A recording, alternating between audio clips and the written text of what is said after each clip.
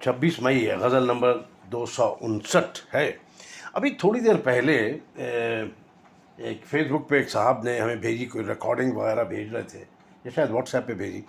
سکندر مرزا کی خود نوشت کا غالباً ایک ٹکڑا تھا، تو میں نے کوئی 15 سیکنڈ کا ٹکڑا بس سنا، تو اس میں وہ کہہ رہے تھے کہ اس شام جب رات کو 10 بجے تو ایوب خان کا دروازے سے اندر ہوئے، سکندر مرزا واضح ہے اس وقت صدر مملکت تھے، آئے اور انہوں نے کہا کہ سب آپریشن مکمل ہو گیا ہے، اور دونوں ساتھ کھڑے ہو گئے اور انہوں نے جام منگوائے اور ویٹر آیا اور انہوں نے ڈرنکس اٹھائے، اور ڈرنک جب اٹھائے تو سکندر مرزا نے ایوب خان کے کان میں کہا، کیا میں صبح کا سورج دیکھ سکوں گا؟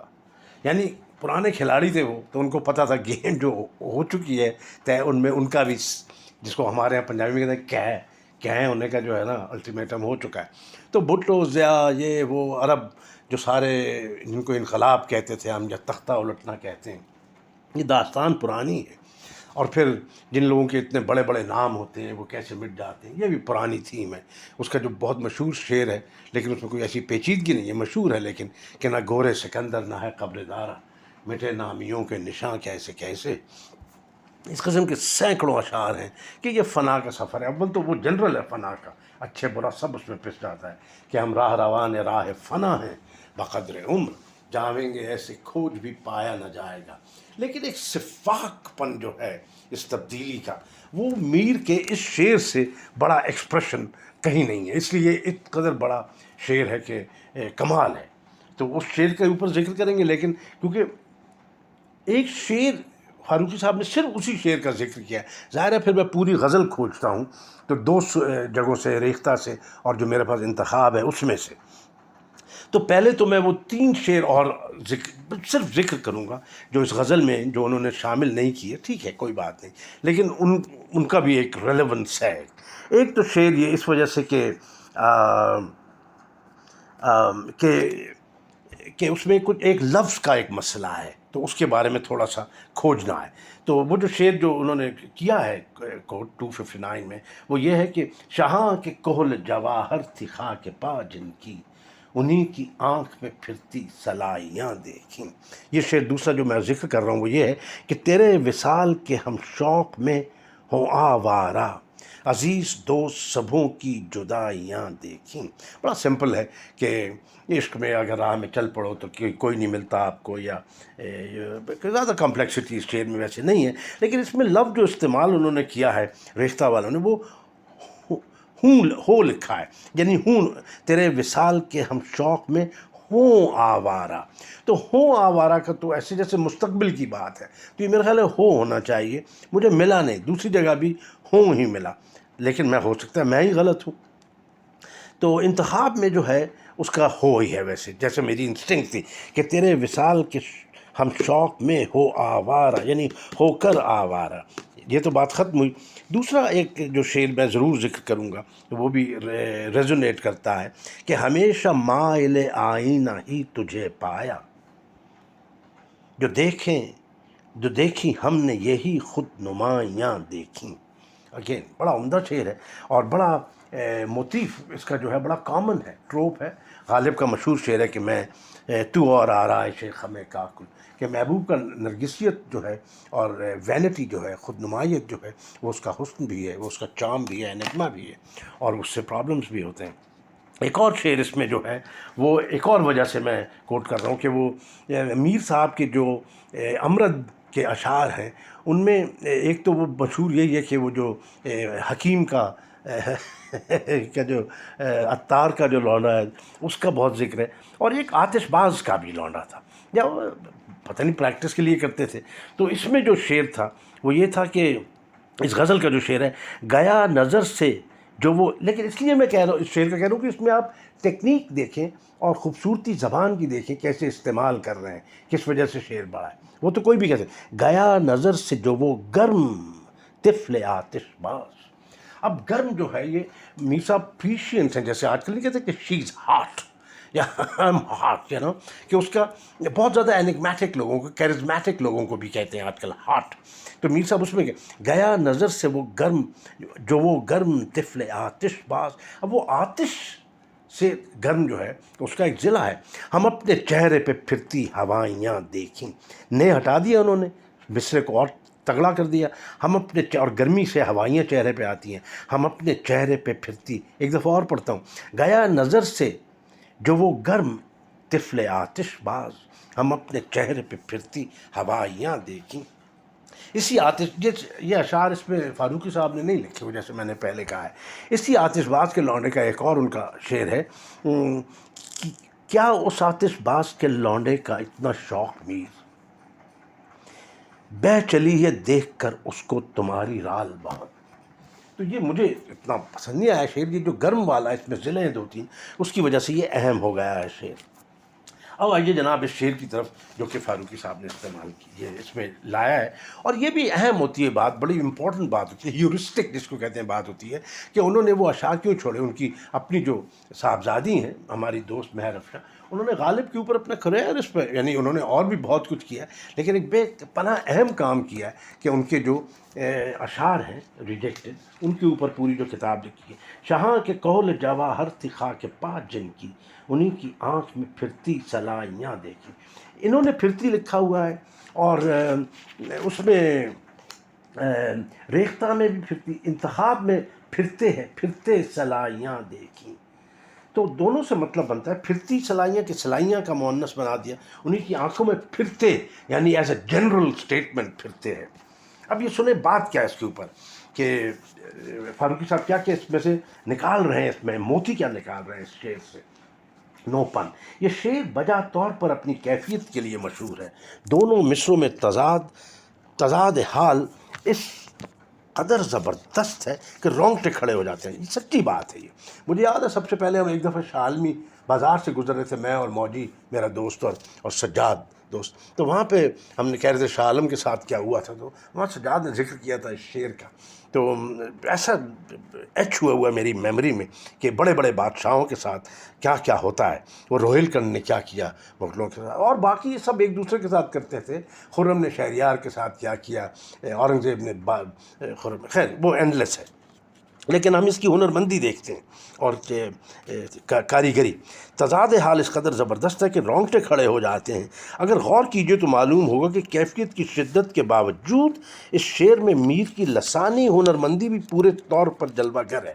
تو اگر لسانی ہنرمندی کو آپ سٹائل کہیں گے، سٹائل، اور اگر معنی جو ہے معنویت اور کیفیت کو آپ سبسٹنس کہیں گے، تو وہی پلیٹو کی، افلاطون کی جو چیزیں ہم نے اس کے ڈائلاگ میں جو شروع میں پڑھی تھی اپنے گریجویٹ اسکول میں، وہ آ جاتی ہیں کہ سٹائل زیادہ اہم ہوتا ہے یا سبسٹنس زیادہ اہم ہوتا ہے. تو عام طور پہ لوگ کہتے ہیں جی سبسٹنس بہت اہم ہوتا ہے، سٹائل ایسے ہی ہے. لیکن افلاطون اور ایرسٹاٹل وغیرہ یہ ریٹوریشن سب کہتے تھے کہ آپ نے بات کیسے کہی وہ بھی بہت ضروری ہے، اور شاعری اسی کا نام ہے. کہ جیسے کہتے ہیں rhetoric is truth plus artful presentation. تو آرٹفل پریزنٹیشن کی بات ہم کرتے ہیں جب ہم فاروقی صاحب کے پاس جاتے ہیں کہ وہ کیا کہہ رہے ہیں. اگر یہ ہنرمندی نہ ہوتی تو شاید کیفیت بھی اس قدر پرقوت نہ ہوتی، یعنی اگر سٹائل نہ ہوتا تو. مندرجہ ذیل نکات ملاحظہ ہوں. سرما بہت باریک ہوتا ہے، اس لیے خاک کو سرمے سے تشبیہ دینا کیفیت اور طبعی حیثیت دونوں اعتبار سے خوب ہے. یعنی وجہ دو ہیں، ایک تو یہ کہ سرمے اور خاک میں ظاہری مماثلت ہے، دوسری یہ کہ پاؤں کی خاک کو آنکھ سے لگانا عقیدت اور احترام کا عام طریقہ ہے. میر کا وہ مشہور شعر میں کئی مرتبہ ذکر کرتا ہوں کہ سب میر کو دیتے ہیں جگہ آنکھوں پہ اپنی، اس خاک رہے عشق کا اعزاز تو دیکھو. وہی والی بات ایگزیکٹلی یہاں پہ استعمال کیا ہے. اور پرانے زمانے میں کسی کو اندھا کرنے کا، سرما لگانے کے لیے سلائی استعمال کرتے تھے، اور پرانے زمانے میں کسی کو اندھا کرنے کا ایک طریقہ یہ بھی تھا کہ اس کی آنکھوں میں زہر میں بجھی ہوئی سلائی پھیر دیتے تھے، یا زہر ملائے ہوئے سرمے کو سلائی سے آنکھوں میں لگاتے تھے. کیا کہتے ہیں اس طرح کحل جواہر اور سلائیاں پھیرنے میں مناسبت ہے. کحل جواہر آنکھ اور دیکھے میں ضلع کا ربط ہے، پا اور آنکھ میں مناسبت ہے، یعنی دونوں اشعار میں، خاک رہے عشق میں بھی اور اس میں بھی. خاک پا تھی جن کی، خاک پا جن کی، شاہ کے کحل جواہر تھی خاک پا جن کی. یہ وہاں پہ اس طرح وہ آنکھ جسم کا بلند ترین حصہ ہوتا ہے، اور میں اس کو کہتا ہوں سیکرڈ بھی، کہ پیر جو ہے وہ پروفین ہے اور آنکھ جو ہے وہ سیکرڈ ہے. یہ بھی ایک پیراڈاکس ہے یا اپوزٹس ہیں. مصرع اول میں صرف و نحو بہت ڈرامائی ہے، شاہاں کے غیر معمولی استعمال ہے، کیونکہ عام طور پر ایسا جملہ لفظ وہ سے شروع ہوتا ہے کہ وہ کے حذف سے چستی بڑھ گئی ہے. بھائی واہ واہ واہ واہ واہ واہ، جو ایروٹیسائزیشن آف لینگویج کہتے ہیں نا، سنٹیکس کی توڑ پھوڑ. تو یہ نہیں کہا کہ انہوں نے کہ وہ شاہاں کے قول جواہر تھی، کہتے کہ شاہاں کے قول جواہر تھی خاک پاک. اب پتہ لگا کہ مصرع اتنا اچھا کیوں لگتا ہے. اس طرح کا زور کبھی کبھی فعل کے حذف کرنے سے بھی پیدا ہوتا ہے. تو اگر وہ کہتے کہ وہ شاہاں قول جواہر تھی جن کی خاک پا، جن کی زور بہت کمزور ہوتا، زور ایروٹیسائز ہو کے اس میں پاور آ جاتی ہے.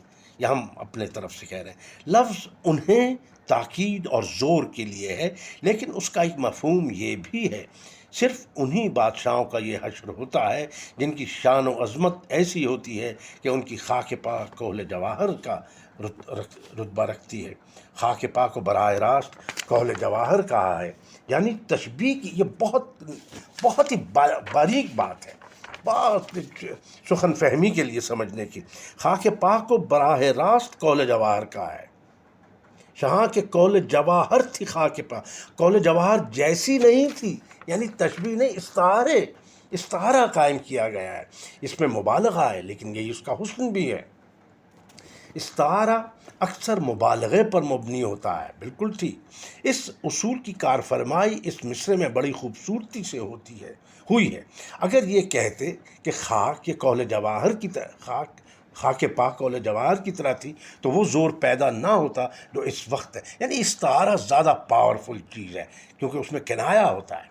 یہ میں کہہ رہا ہوں. اب معنی کی بھی کثرت ہو گئی ہے کہ ان کی خاک پا لوگوں کی نظر میں اس قدر قیمتی یا شفا بخش تھی جیسے قول جواہر، یا ان کی عظیم الشان، ان کے عزم و شان کا یہ کرشمہ تھا کہ ان کی خاک یہ قول جواہر بن جاتی تھی. واہ قول جواہر. یا لوگ ان کی خاک کو قول جواہر کی طرح آنکھوں سے لگاتے تھے. یہ سب ممکنات پیدا ہو گئے، سب امکانات پیدا ہو گئے، ان معنی کے امکانات وہ کہنے سے کہ خاک بات جواہر قول جواہر تھی خاک پاک. جمیل جالبی نے اپنی تاریخ میں، اور یہ آخری بات کر رہا ہوں، کلب علی خان فائق نے اپنے مرتب کردہ کلیات میر میں، اس کے اوپر ہاتھ میں کہیں سے ڈالوں گا، میں ڈھونڈ رہا ہوں مل نہیں رہی، کئی دفعہ ذکر کیا ہے فاروق صاحب نے. کلب علی خان فائق کی مرتبہ کلیات میر میں لکھا ہے کہ یہ شعر احمد شاہ کے نابینا کیے جانے کے بارے میں ہے. احمد شاہ کو اس کے وزیر عماد الملک نے تخت سے اتار کر اندھا کر دیا تھا. لیکن یہ واقعہ جون 1754 کا ہے، جبکہ یہ شعر دیوان اول میں ہے جو 1751 میں مرتب ہو چکا تھا. لہٰذا یہ غزل میر نے بعد میں کہہ کر دیوان اول میں شامل نہیں کی تو اسے ایک طرح کا کشف کہنا چاہیے کہ میر نے ایسا شعر کہہ دیا جو بعد میں حقیقت بن گیا. لیکن اس میں ان کو یہ بھی ایڈ کرنا چاہیے تھا کہ اس سے پہلے بھی اس قسم کی صفاق چیزیں ہوتی رہی تھیں، اس قسم کے حادثات تو نہیں کہنا چاہیے. بادشاہ اور یہ لوگ ایک دوسرے کے ساتھ یہ کرتے آئے تھے ہمیشہ سے.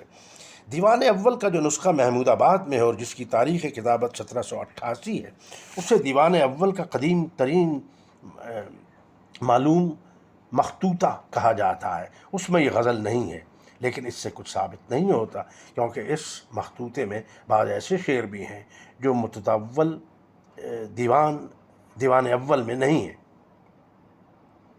بلکہ دیوان پنجم یا ششم میں ملتے ہیں. لہٰذا جب تک یہ بات ثابت نہ ہو جائے کہ یہ شعر جون 1784 کے بعد کہا گیا، اسے میر کا کشف ہی لکھنا چاہیے. بہت ہی ظالم شعر ہے، بہت ہی دہلا دینے والا شعر ہے، اور بہت ہی بڑی کامنٹری ہے ایمبیشن کے اوپر. یعنی جیسے جو شیکسپیرین ہے یہ بات تقریباً اپنی المیہ کی زور میں، جو شیکسپیئر کی جو المیہ ہیں یا جو ہومر وغیرہ کی جو ٹریجڈیز ہیں، اس میں اس قسم کا صفاق کا اظہار ہوتا ہے. بہت بہت شکریہ جناب، پھر آئیں گے دوبارہ.